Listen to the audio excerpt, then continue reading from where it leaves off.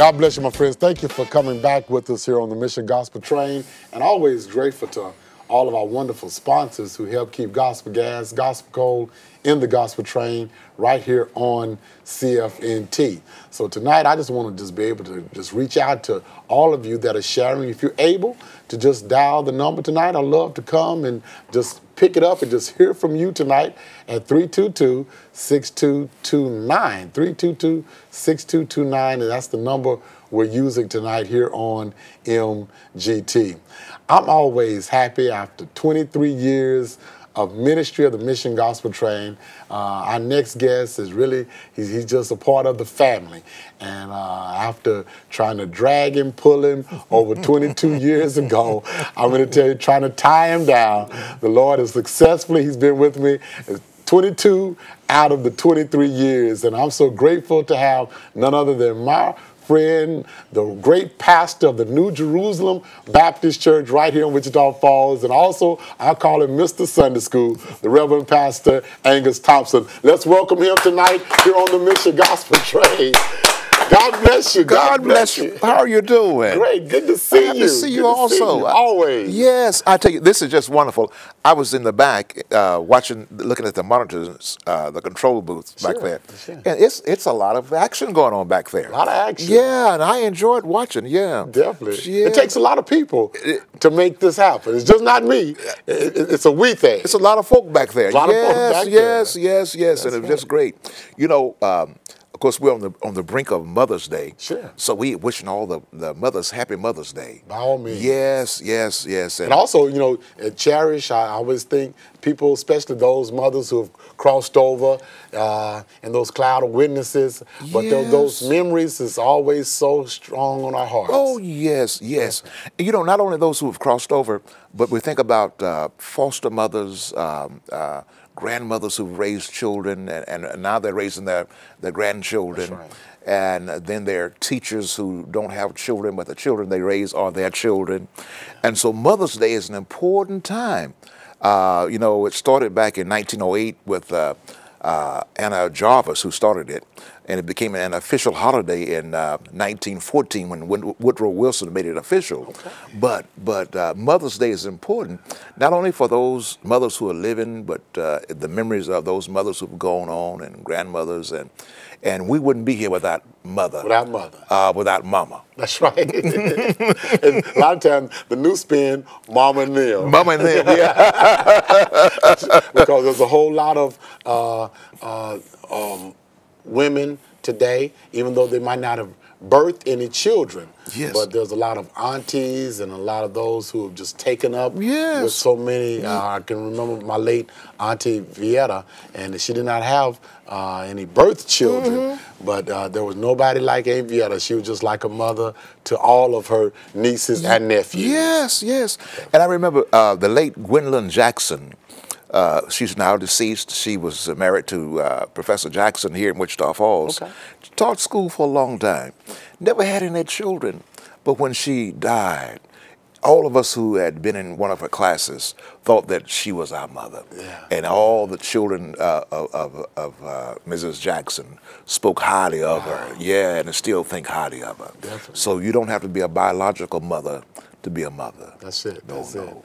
And you know, when we look at so many tragedies in the time in which you live, Pastor Thompson, of how parents, how they abuse their children, and then also how they do various things, and just, you know, almost they take their young children's life, you know what I'm saying? But also, when you don't know Christ, when you don't know Christ, you revert to certain things. And that is the dark side of it. You know, we live in a time when people are killing their children, putting them in cars and running the cars off of bridges. That's the dark side. Yeah. But one of the bright sides is when we see people taking in children, women taking in children and raising them as their own. That's the bright side of it. By all means. See, Christ touches their hearts. I think about Moses, when his mother put him out into this lake, the Nile River. Yeah. You know, trying to hide him in a mist of crocodiles and snakes and moccasins and so forth. And when Pharaoh's daughter heard him cry, her heart was touched. He wasn't her baby, but her heart was touched, and she took him in, raised him as her own child. Yes. Praise be to God. Yes, Praise be to God. yes. You know, while I have you here, I always want to find out, I mean, how many years now at the New Jerusalem Church? This year, 28 years. 28 years. Time flies when you're having fun. My God, my God. 28 years at New Jerusalem, and a founding pastor. Yes. And praise be to God. And well, what are some of the great exciting ministries that you have going on in New Jerusalem? Well, all of them are exciting. And I have to give, first of all the credit to God. Sure. To Him be the glory. And the members do all the work. They do the work, and thankfully I have a chance to take some of the credit, but they do the work. Of course, we have our Veterans Outreach Program that's coming up, where we're trying to reach veterans in our community on the 21st. And many of our young people who join the military end up being homeless, and some of them could, and they're sick, and some need to be involved in services that the VA can provide. So on the 21st of this month, from I believe it's from 10 until 1, we're going to provide some of those services. We'll have representatives from various agencies. I think it's 9 to 1. So we'll have from the VA, from Waco, and from Lawton and other places to take information. Then on the 22nd, which is on Sunday, our church is going to be honored for the services we provide for veterans. How long have you been doing that? Well, this will be the first year for the Veterans Outreach. Okay, for the Veterans Outreach. Yeah, first year. We have for a number of years sent copies of our tapes and the broadcast to Iraq and Afghanistan and to Germany. It's for the Sunday School Review. What? Yeah. And so on the 22nd, we're going to be honored with a presentation of a flag that was flown in Iraq, and have a big shadow box and all of that.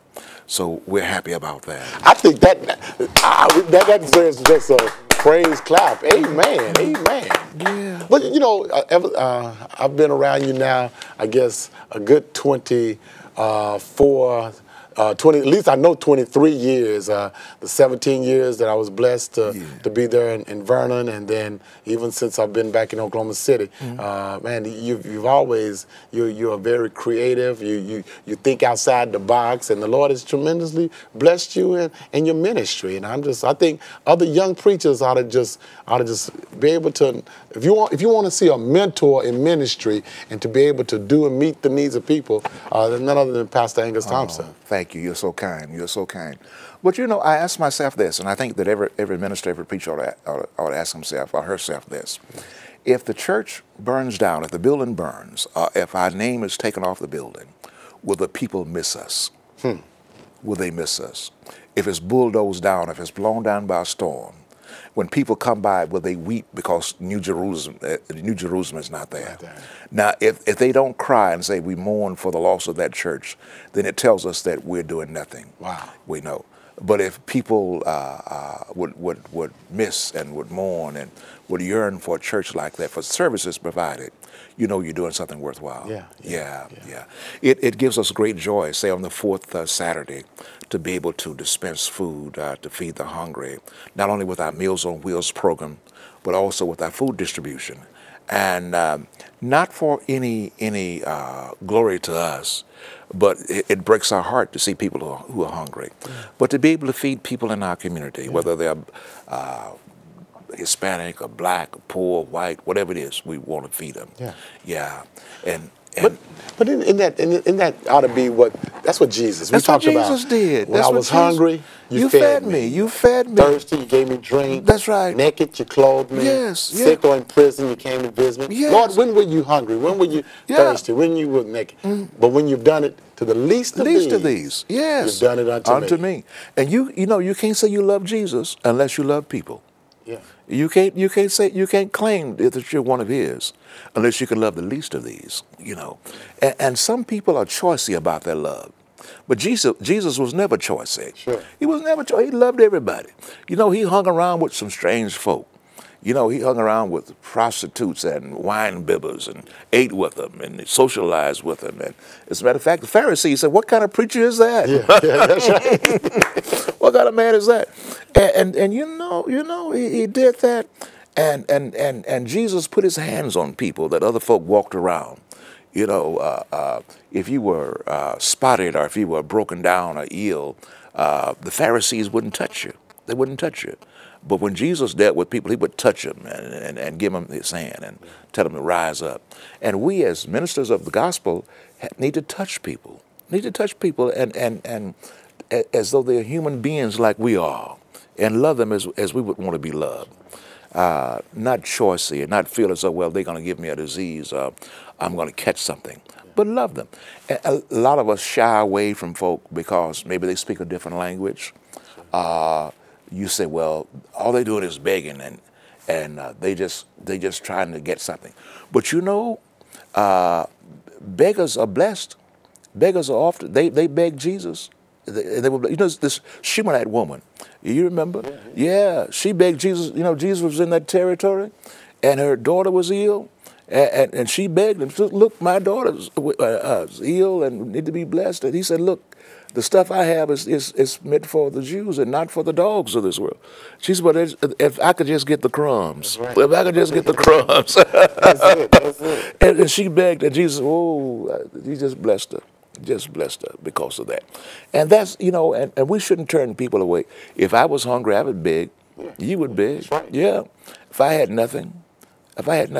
And sometimes we turn our noses up at people. And we're not able to put ourselves in their shoes. What if you had no place to stay? What if you didn't have a job? You didn't have food for the next day? If I came to your house, I'd probably be putting donuts and bread in my pocket and all that, right? If I was hungry, if I was worried about tomorrow. But we look at people and say, well, why are they doing that? Well, that's natural. Survival. And we should make it so that that human dignity is given.